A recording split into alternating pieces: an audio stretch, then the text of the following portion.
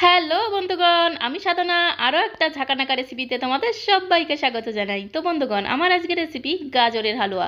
এই পদ্ধতিতে গাজরের হালুয়া বানিয়ে কাউকে খাওয়ালে সে তোমার কাছে রেসিপিটা জানতে চাইবে, এতটাই মজার আর টেস্টি হয়। তো রেসিপিটি প্রথম থেকে শেষ পর্যন্ত দেখার জন্য তোমাদের কাছে অনুরোধ রইল। তো চলো আর দেরি না করে রেসিপিটা শুরু করা যাক।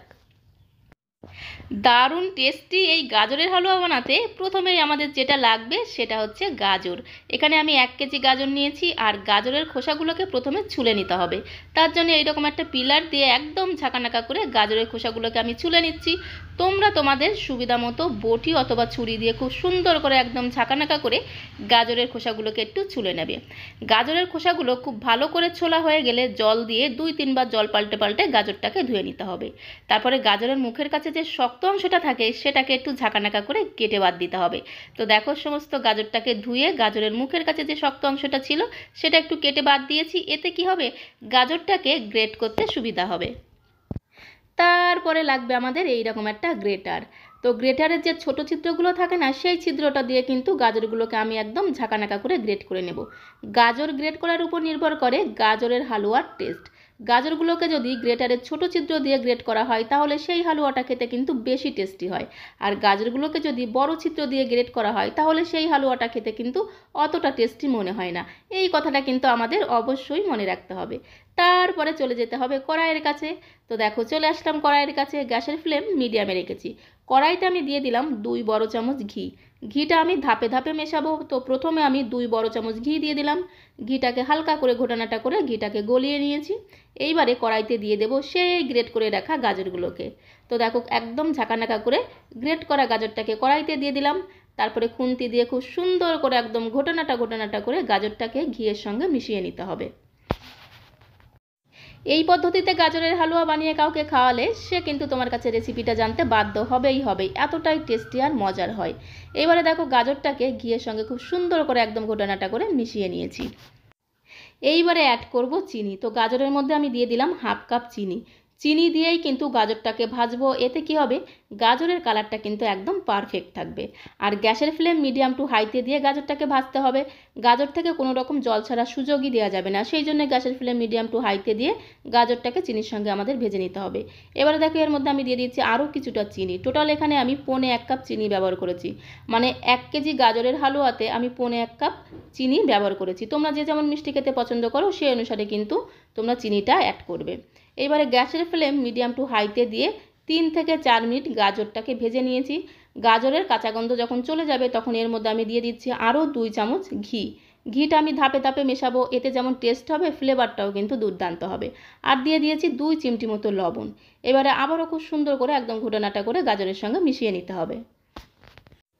অনেকে গাজর সেদ্ধ করে হালুয়া করে, কিন্তু একবার এইভাবে ভেজে হালুয়া করবে, দেখবে টেস্ট কেমন দুর্দান্ত হয়। গাজরটাকে 3 থেকে 4 মিনিট ভেজে নেওয়ার পরে এর মধ্যে দিয়ে দিলাম 1 কাপ দুধ।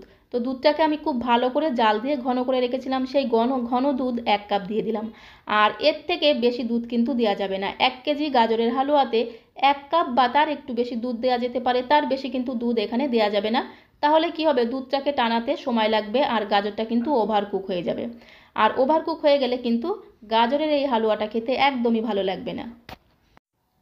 দুধের সঙ্গে গাজরটাকে 2 মিনিট রান্না করে নিয়েছি, আর গাজরটা দেখো অনেকটাই শুকিয়ে গেছে। এইবারে এই পর্যায়ে এখানে দিয়ে দিতে হবে 1/2 কাপ গুঁড়ো দুধ, আর দিয়ে দিচ্ছি 5টা এলাচ আমি ভেজে গুঁড়ো করে রেখেছিলাম, সেই 1/2 চামচ এলাচের গুঁড়ো আমি দিয়ে দিলাম। তারপরে খুব সুন্দর করে গাজরের সঙ্গে ঘুটানাটা করে মিশিয়ে নিতে হবে। এখানে আমি 1/2 কাপ গুঁড়ো দুধ দিয়েছি, চাইলে কিন্তু তোমরা গুঁড়ো দুধের পরিমাণটা আরও বাড়িয়ে দিতে পারো, এতে কিন্তু গাজরের হালুয়ার টেস্টটা আরও দুর্দান্ত হবে।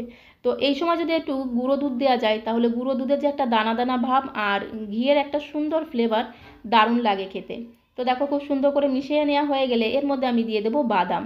তো কিছুটা কাজু বাদাম একটু ঝিরিমিরি করে কুচিয়ে রেখেছিলাম, সেই কুচনো বাদাম আমি দিয়ে দিচ্ছি। তোমরা তোমাদের পছন্দ মতো যে কোনো বাদাম এখানে অ্যাড করতে পারো। বাদামটাকে দিয়ে আবারও খুব সুন্দর করে গাজরের সঙ্গে ঘোটানাটা করে মিশিয়ে নেব।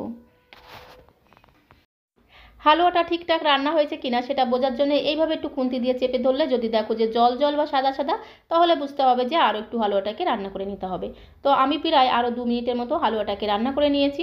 হালুয়াটা কিন্তু আমাদের হয়ে এসেছে। নামানোর আগে এর মধ্যে আমি দিয়ে দেবো আরও 1 চামচ থেকে 2 চামচের মতো ঘি, আর দিয়ে দেবো 2 চামচ গুঁড়ো দুধ। তো নামানোর আগে লাস্টে এই ঘি আর গুঁড়ো দুধের যে সমন্বয় দারুণ একটা টেস্ট এনে দেবে। গুঁড়ো দুধের এই যে একটা দানা দানা ভাব যখন খাবে গালের মধ্যে খুব সুন্দর একটা টেস্ট পাবে। তো দেখো আবার যখন বুঝবে যে খুন্তি দিয়ে চেপে ধরলে যখন বুঝবে যে না গাজর থেকে বেশ একটু তেল তেল ছাড়ছে, তখন বুঝতে হবে যে গাজরের হালুয়া আমাদের একদমই রেডি হয়ে গেছে।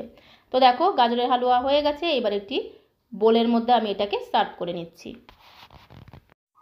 তো বন্ধুগণ, এই পদ্ধতিতে কাউকে গাজরের হালুয়া বানিয়ে খাওয়ালে সে কিন্তু তোমার কাছে রেসিপিটা জানতে বাধ্য হবেই। এতটাই টেস্টি খেতে হয়। তো সমস্ত গাজরের হালুয়াটাকে একটা বোলের মধ্যে আমি সার্ভ করে নিলাম। উপর দিয়ে আমি একটু কাজু বাদাম আর কিশমিশ কুচনো দিয়ে দেবো।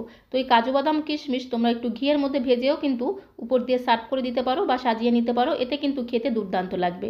তো এখানে আমি কাজু কিশমিশ কুচনো দিয়েছি, তোমরা চাইলে কিন্তু অ্যালমন্ড বাদাম বা তোমাদের পছন্দ মতো ড্রাই ফ্রুটস দিয়ে উপরটাকে সাজিয়ে দিতে পারো। তো দেখো কত সুন্দর দেখতে লাগছে, একদম ঝুরঝুরে গাজরের হালুয়া।